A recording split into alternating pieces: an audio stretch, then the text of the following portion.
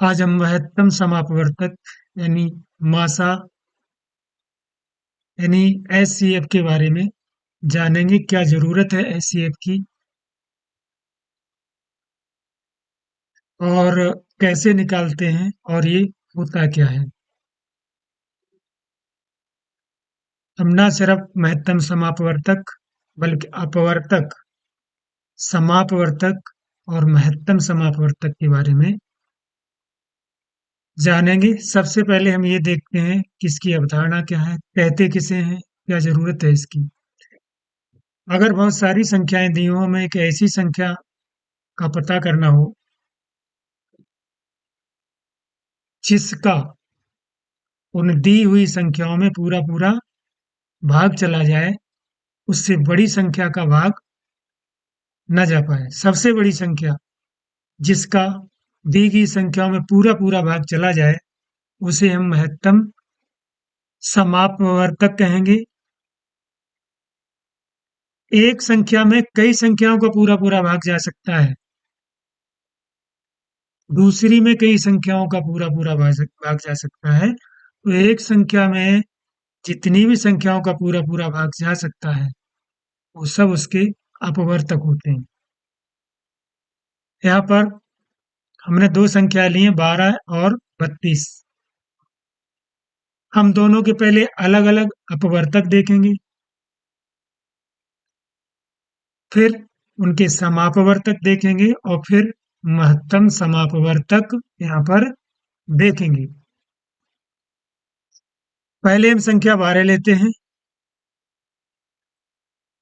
12 में देखें तो एक ऐसी संख्या है, एक जिसका सभी में भाग जाता है, तो एक तो होगी ही, सबकी अपवर्तक है।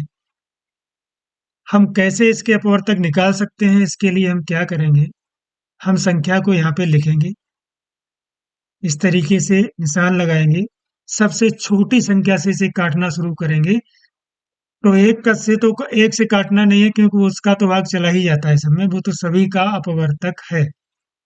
दो से शुरू करेंगे, ये कट पाएगी या नहीं। इसके लिए हमें विभाज्यता का नियम आना चाहिए। अगर नहीं भी आता है फिर भी अनुमान लगा के हम पता कर सकते हैं। दो का भाग पूरा पूरा जा सकता है, इसलिए दो का भाग देंगे और जितनी बार भाग जाएगा हम यहाँ पे लिखेंगे। दो छक 12, काटना किसी को नहीं है, केवल यहाँ आगे 6 लिख दिया। अब हम यहाँ पर फिर एक इस तरीके से निशान लगा देंगे, इस तरीके से। और अब हमें 6 को काटना है किसी संख्या से, छोटी छोटी यानी अभाज्य संख्या से। दो अभाज्य संख्या है, फिर दो से कट जाएगा। ऐसा हो सकता है कई बार एक ही संख्या से कटता रहे। तो दो तिया 6, 3 आ गया। अब हमें 3 को काटना है, इनसे कोई मतलब नहीं है, इस तरीके से खींच देंगे। अब ये 3 से कटेगा, 3 एकम 3। जब एक आ जाए तो समझो बंद करना है। जिनसे ये काटते हुए गए हैं वो सब इसके अपवर्तक हैं। तो 12 का अगर अपवर्तक हम देखें तो ये हो जाए 1, 2, 2 और 3। अगर हम इन सबका गुणा करेंगे तो 12 ही आएगा। 3 दूनी 6, दूनी 12, एकम 12। अपवर्तक देखें तो एक या एक से अधिक का गुणा करेंगे तो नए अपवर्तक बन जाएंगे। एक भी अपवर्तक है, दो है, दो दूनी 4 भी है, 3 भी है, 3 दूनी 6 भी है और 12 भी अपवर्तक है। तो हमने इसके अभाज्य खंड लिख लिए हैं ये वाले। दूसरे के भी हम अभाज्य लिखेंगे और देखेंगे समापवर्तक क्या होते हैं। 32 यहाँ पे लिखा है हमने, दो का भाग देंगे, दो एकम दो, एक बचा यहाँ पे, दो के साथ लग करके 12 हुआ, दो छक 12। फिर से काटेंगे, दो अट्ठे 16, फिर से दो से कटेगा, दो चौको 8, दो दूनी 4, दो एकम दो। जैसे ही एक आए बंद करो, देखो दो दो दो दो दो। तो एक, दो, दो, दो, एक, दो, तीन, चार, 5 बार। चलो यहाँ दो ही लिख लेते हैं। एक, दो, तीन, चार और पांच। अगर हम इनका गुणा करें, दो दूनी चार, दूनी आठ, दूनी 16, दूनी 32 आएगा। हम चाहें तो गुणा भी कर सकते थे। सबसे बढ़िया बात है कि बराबर लगाने का मतलब ही है कि गुणा करेंगे तो इसके बराबर ही आएगा। अब हम यहाँ पर देख रहे हैं कि किनका किनका भाग कॉमन कौन कौन से हैं। दोनों में एक ये मिल रहा है, एक ये मिल रहा है, ये दोनों में मिल रहा है, और कुछ नहीं मिल रहा है। तो ये हो गया एक। जो मिल रहे हैं उनका गुणा करना है। एक का कर दिया, दो का कर दिया, फिर दो का कर दिया, कुल मिलाकर दो दूनी चार, एकम चार आ गया। चार से बड़ी कोई संख्या नहीं है जो दोनों को एक साथ काट दे। अगर देखा जाए तो दो भी दोनों को काट रहा है, एक भी काट रहा है, और चार भी काट रहा है। तो ये तीनों ही इसके क्या है? ये इसके समापवर्तक है, वर्तक, वर्त्य नहीं। और समापवर्तक में महत्तम कौन सा है, बड़ा सबसे कौन सा है, वही उसका महत्तम समापवर्तक होता है, यानी कि चार। दो नहीं बड़ा है, चार इन तीनों में सबसे बड़ा है, इसीलिए यह महत्तम समापवर्तक है। अभी तक हमने देखा है अपवर्तक क्या होते हैं, समापवर्तक क्या होते हैं, और समापवर्तक में जो सबसे बड़ा अपवर्तक है वही महत्तम समापवर्तक है। हम दूसरे प्रश्न को देख सकते हैं। तीन संख्याएं हो सकती हैं, तीन से अधिक भी हो सकती हैं। आगे हम देखेंगे शॉर्ट में कैसे निकालते हैं, छोटी संख्याओं का जो मासा निकालते हैं उसे बिना ये निकाले, यानी बिना ये खंड किए हुए अपवर्तक निकाले हुए हम कैसे निकाल सकते हैं। फिर हम भाग विधि भी देखेंगे। अभी हम गुणनखंड विधि देखते हैं। 12 और 48 का हम देख रहे हैं। तो 12 का पहले देखते हैं। दो छक 12, दो तिया 6, दो तीन एकम तीन। जैसे ही एक आया बंद किया। ये अलग अलग इसके खंड कटे हुए हैं। जब हम 12 लिखेंगे, बराबर लगाएंगे, तो हमें गुणा के रूप में लिखेंगे तो अच्छा रहेगा। एक गुणा तीन, या एक गुणा दो, गुणा दो, गुणा तीन। कोई छूटना नहीं चाहिए, एक तरफ से लिख डालें सब। इनका गुणा करेंगे तो 12 ही आएगा।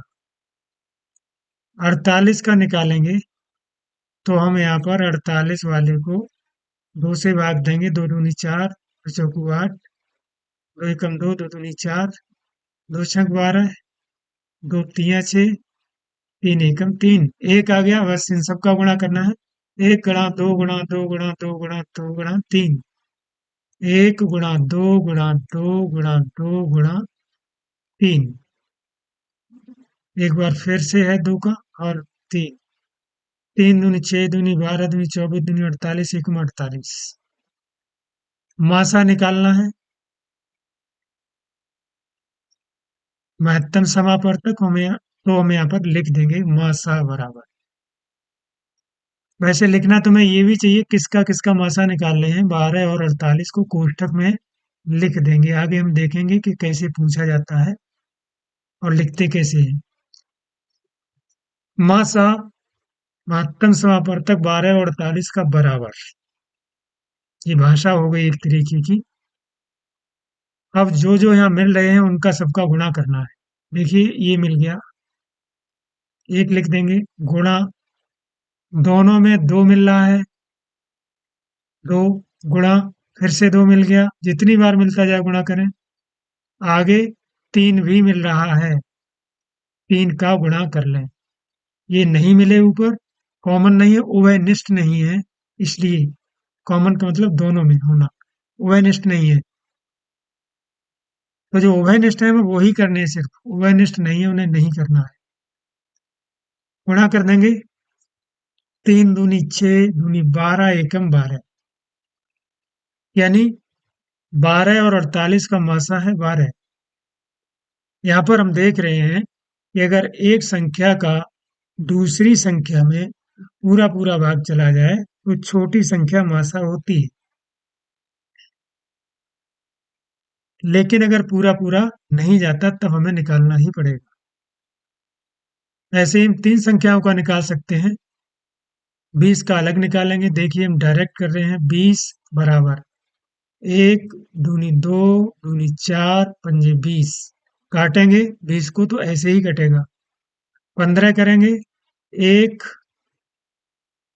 या 3 पंजे 15। और 80 का करेंगे तो आएगा 1 गुणा 80 को काट सकते हैं। लंबी संख्या हो तो काट के देख लें। आसानी से निकलने वाली हो तो आसानी से ऐसे ही निकल जाएगी। तो यहाँ 40 आएगा, फिर से 2, फिर से 20, फिर से 2, 2 ढाई 10, 2 ढाई 20, फिर से 2, 2 पंजे 10 और 5 एकम 5। मतलब 2 2 2 2, 1 2 3 4। मतलब यहाँ पे लिखना है 2 गुणा 2 गुणा 2 और गुणा 2 गुणा 5। अब लसा निकालेंगे तो एक, मसा निकालेंगे तो एक। लसा नहीं, यहाँ पर मासा। महत्तम समापवर्तक। लसा हमने पहले देखा था, इसमें लघुत्तम समापवर्तक नहीं था, वर्त्य था। तो यहाँ पर हम वर्तक की बात कर रहे हैं, वर्तक। तो मासा निकलेगा इसका एक। यहाँ पर देख लेते हैं। 1 गुणा, देखिए यहाँ पर 2 है तो यहाँ कहीं 2 नहीं है तो नहीं निकलेगा। इसमें 2 है नहीं, इसलिए 2 वाला कोई पार्ट इसमें नहीं आएगा। केवल वही पार्ट आएंगे जो तीनों में मिले। तो 5 5 5 मेरे लाए, हमने 5 किया, कुल मिला करके ये संख्या आ रही है 5। महत्तम समापवर्तक हुआ 5। यहाँ पर हम देख रहे हैं कि देख कर ही महत्तम समापवर्तक कैसे निकालेंगे। 3 केस हैं इसके, और हम तीनों को एक एक करके देखेंगे। या तो एक संख्या का दूसरी संख्या में पूरा भाग जाएगा, तो हम छोटी संख्या को ही मासा कहेंगे। जैसे 3 और 6 का अगर मासा निकालना है तो हम देखते हैं क्या छोटी संख्या का बड़ी संख्या में पूरा पूरा भाग जाता है। 3 का 6 में जाता है, इसलिए हम इसे 3 को ही मासा लिख देंगे। अगर एक संख्या का पूरी दूसरी संख्या में पूरा भाग नहीं जाता है और ना ही कोई ऐसी संख्या है जो दोनों को एक साथ काटे, तो फिर उनका मासा होता है 1। 7 और 15 बिल्कुल अलग है, एक दूसरे को कतई नहीं काटते, परस्पर सहवाज्य हैं। और न ही कोई ऐसी संख्या जो दोनों के एक साथ काट दे, यानी परस्पर सह अवाज्य हैं, इसलिए इनका मासा होगा 1। ये शॉर्ट मेथड है। हम यहाँ पर यह भी देखते हैं कि अगर 2 से अधिक संख्याएं हैं मासा निकालने के लिए, तो 2 संख्याओं का पहले मासा निकालेंगे और जो मासा आएगा उसी का तीसरी संख्या से निकालेंगे। अगर और भी संख्याएं बचें तो ऐसे ही करके जो मासा होता है उसको अगली संख्या के साथ लेकर के उनका मासा निकालते हैं। फिर अंत में जो मासा आता है वो सभी का होता है। जैसे 3 और 7 का निकालना है, परस्पर सहवाज्य हैं, इनका मासा हुआ 1। 1 और 8 का निकालना है, तो इसमें 1 का 8 में पूरा भाग जाता है, इसलिए इसकी जो मासा आएगा वो 1 आएगा।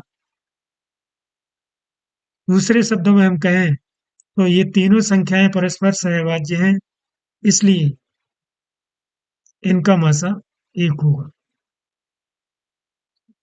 1 का किसी भी संख्या से मासा निकालते हैं तो 1 ही आता है। जैसे 1 का 4 से निकालेंगे तो 1 आएगा इन दोनों का मासा। 1 का 6 से निकालेंगे तो मासा 1 ही आएगा। 1 का किसी संख्या से मासा निकालते हैं तो वही संख्या आती है। ये शॉर्ट मेथड है 3 तरीके की। पहली, छोटी संख्या का बड़ी में पूरा भाग चला जाए, छोटी संख्या मासा होती है। दूसरी विधि यह है कि दोनों संख्याएं या 2 से अधिक संख्याएं परस्पर सहवाज्य हैं, तो फिर उनका मासा एक होता है। तीसरी बात, एक संख्या का किसी भी अन्य संख्या से मासा निकालेंगे तो एक ही आता है।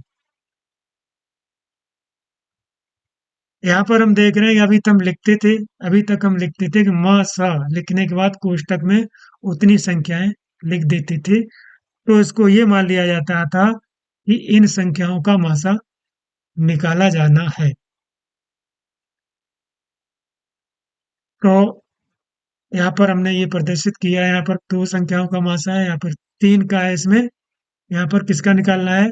12, 32, 40, 66। तो इतनी संख्याओं का निकालेंगे। इन दो का पहले निकाल लें, इन्हीं भी दो का निकाल सकते हैं हम। और जो मासा आएगा उसका फिर तीसरी से निकाल लें, फिर अब जो मासा आएगा उसका फिर चौथी से मासा निकालना है। फिर अंत में जो मासा आएगा वो सबका मासा होगा, पूरी संख्याओं का। गुणनखंड विधि हमने देखी है, जिसमें हम एक एक करके संख्याओं का गुणनखंड निकाल लेते थे और फिर जो उभयनिष्ठ गुणनखंड होते थे उनका गुणा कर देते थे, हमें मासा मिल जाता था। फिर से एक बार देख रहे हैं, 20 के गुणनखंड कर लेंगे।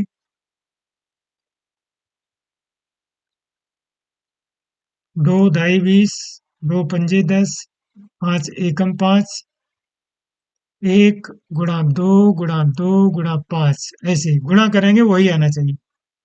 5 दूनी 10, दूनी 20, एकम 20, ऐसे ही 30 का निकाल लें।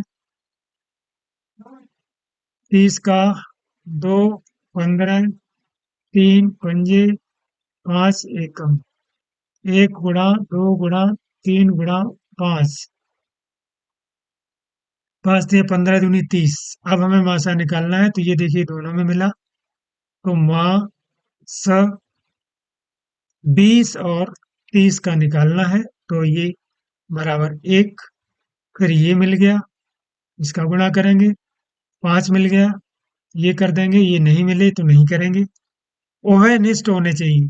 5 दूनी 10, एकम 10, यानी इन दोनों का मासा है। वैसे हम उत्तर में 10 लिख भी सकते हैं। हम यहाँ पर भाग विधि से मासा सीखेंगे कैसे निकालते हैं। दो दो संख्याओं का ही निकल सकता है भाग विधि से। अगर दो से अधिक संख्याएं हैं तो पहले दो का निकालेंगे और उनका जो मासा आएगा उसका तीसरी के साथ निकालेंगे। तो हम ऐसा करते हैं, इसको देख लेते हैं पहले। इसमें दो संख्याएं जिनका हमें मासा निकालना है, उनको चुन लेते हैं। यहाँ पर हम चाहें तो 20 और 80 का पहले निकाल लें। एक संख्या 20 का 80 में पूरा भाग जाता है, इसलिए 20 और 80 का मासा हो गया 20। इन दोनों का 20 है और ये तीसरी संख्या है, तो इन दोनों का मुआवजा जो है 20 है, उसके साथ हमें 15 का निकालना है। यानी अब इन दोनों का निकालना है। इनमें जो छोटी संख्या होगी उसका भाग बड़ी संख्या में देना है। 15 का भाग 20 में देना है, तो 15 का भाग 20 में देंगे तो 15 एकम 15। जो घटने के बाद शेष बचेगा उसका पहले वाली संख्या में फिर से भाग देंगे, ये मतलब है। 5 का भाग 15 में देंगे, 5 दिया 15। जब शेष बचना बंद हो जाए यानी जीरो शेष आ जाए, तब जिसका भाग देने से भाग की प्रक्रिया पूरी हुई है, भाग बंद हो गया है, खत्म हो गया है भाग देना, फिर वो हमारा मासा होता है। ये मासा है, क्योंकि इसी से शेष बचना बंद हुआ है। जब तक शेष बचता रहेगा ये भाग दिया जाता रहेगा। अगर यहाँ पे भाग शेष बचता तो इसका भाग अब इसमें देते। तो अगर देखा जाए तो मासा किसका 20, 15 और 80 का 5 आया है। हम भाग दे के देख सकते हैं, जो भी मासा निकालना है सभी संख्याओं में पूरा पूरा भाग जाना चाहिए। उससे बड़ी संख्या का भाग इन तीनों संख्याओं में एक साथ नहीं जा सकता है पूरा पूरा। जैसे 5 है, 5 का इसमें भी 5 चौको 20, 5 दिया 15, 5 16 बार जाएगा, 5 16 80। तो ये मासा हमारा हो गया है। अगर हम 10 का भाग दें तो 10 का इसमें जाएगा, इसमें जाएगा, इसमें नहीं जाएगा। पांचवी एक ऐसी संख्या है जो बड़ी से बड़ी है और जिसका इन संख्याओं में पूरा पूरा भाग जा सकता है। आगे हम देख रहे हैं कि व्यवहार में महत्तम समापवर्तक का उपयोग कहाँ होता है। ये मुख्य रूप से ऐसे सवाल हैं जो विधि पर आधारित हैं, मुख्य कंसेप्ट पर आधारित हैं। वह बड़ी से बड़ी संख्या बताओ जो 15, 40 और 60 को पूरा पूरा विभाजित कर दे। किसी भी संख्या में मासा निकाला जाना है, लासा निकाला जाना है। ये जो प्रश्न है उसकी भाषा को पढ़कर पता किया जाता है। बड़ी से बड़ी संख्या होनी चाहिए और उस संख्या का दी गई संख्याओं में पूरा पूरा भाग चला जाना चाहिए। अगर ऐसी दो बातें दी हैं तब हमारा मासा है। हम 15, 40, 60 का मासा निकालेंगे, जो आएगा वही उत्तर होगा। तो हम भाग विधि से अगर निकालें तो 15 का पहले 40 में भाग देते हैं, या यूं कहें 15 और 60 का पहले निकाल लें। 15 का भाग 60 में पूरा जाता है, इसलिए 15 और 60 का मासा हमारा हुआ 15। क्योंकि एक संख्या छोटी जो होती है उसका अगर बड़ी संख्या में पूरा भाग जाए तो छोटी संख्या मासा हो जाती है। इन दोनों का तो हमें मिल गया, मासा 15 है, लेकिन अभी 40 बचा हुआ है। 40 और 15 का निकालना है, इसलिए हम 40 में 15 का भाग देंगे तो देखिए 15 दूनी 30 हो जाएगा, घटाएंगे 10 बचेगा। अब 10 का भाग पिछली संख्या में देना है, 10 एकम 10 हो जाएगा, 5 बचा है। 5 का भाग हमें देना है फिर से 10 में, जो भी शेष बच रहा है उसका पिछले भाजक में हमें भाग देना है, इसमें नहीं, इसमें। ये शेष बचा तो किसका भाग दिया था तब शेष बचा, उसमें भाग देना है। 5 का भाग देना है अब पिछले इसमें, यानी कि 10 में। 5 दूनी 10, कुल मिलाकर के शेष बचना बंद हो गया है। तो जिससे भाग देने पर शेष बचना बंद हुआ है वही मासा है। इसका मासा 5 है, यानी इन दोनों का मासा अब हमें मिला है 5। कुल मिलाकर के इन तीनों का मासा हमें 5 मिल गया है। तो यहाँ पे लिखते हैं वह संख्या होगी हमारी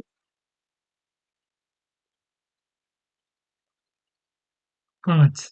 5 ऐसी संख्या है, 5 से बड़ी कोई संख्या नहीं है जो 15, 40 और 60 को पूरा पूरा काट सके। आगे हम देख रहे हैं कि व्यवहार में और भी कई तरीके के प्रश्न हैं, यहाँ केवल सरल सरल प्रश्न हम देख रहे हैं। वह बड़े से बड़े बर्तन की माप बताओ जो 15, 40 और 60 लीटर दूध को पूरा पूरा माप सके। विभाजित कर दे नहीं, माप सके। मतलब 60 लीटर दूध है, दूसरा 40 लीटर है, और फिर 15 लीटर है। ये भरा हुआ है 3 बर्तनों में। एक ऐसा बर्तन चाहिए जिसे तीनों बर्तन में से कोई भी बर्तन चाहे हम पूरे पूरे खाली कर सकें, बचे ना दूध। तो यहाँ पर 15, 40 और 60 का हमने मासा निकाला था, वो आया था 5।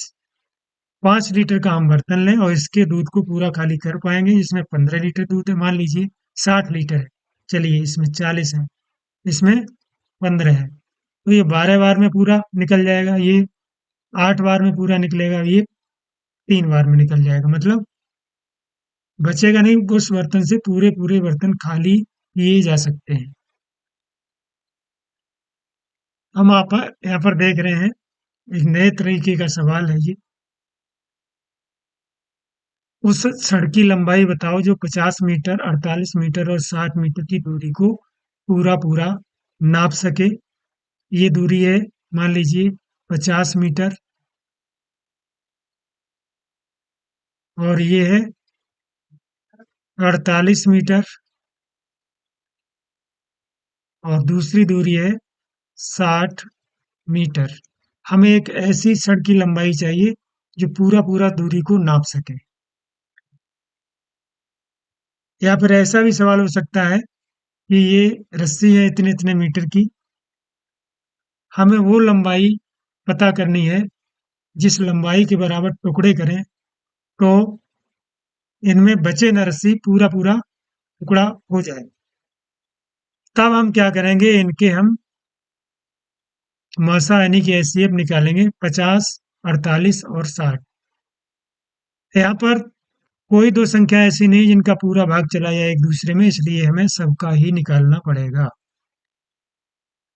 तो पहले 50 और 60 का निकालते हैं। 50 और 60 का मासा अगर निकालेंगे, मासा एचसीएफ, तो आ जाएगा 10।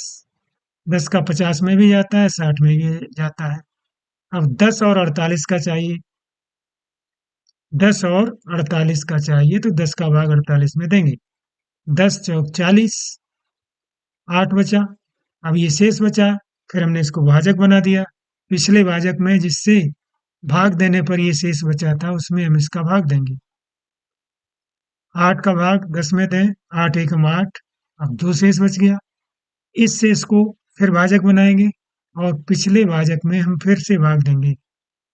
2 चौकू 8, कटने के बाद 0 आ जाएगा, यानी शेष बचना बंद हो गया। तो 2 से कटा था आखिरी बार, वही मासा है। मतलब 2 मीटर की के टुकड़े करें या 2 मीटर की सड़ हो, जिससे हम इसे नापेंगे पूरा पूरा हो जाएगा 2 मीटर से। तो 2 मीटर अगर नापेंगे तो 25 बार में ये पूरा हम नाप लेंगे। इसे नापेंगे तो 24 बार में पूरा नप जाएगा, और इसे 30 बार नापेंगे तो 60 हो जाएगा। तो हमने यहाँ पर देखा है कि महत्तम समापवर्तक क्या होता है, अपवर्तक क्या होते हैं। अप्रत्यक्ष रूप से हमने गुणनखंड भी सीखी, और महत्तम समापवर्तक का व्यवहार में कितना ज्यादा प्रयोग होता है, कितना जरूरी है महत्तम समापवर्तक।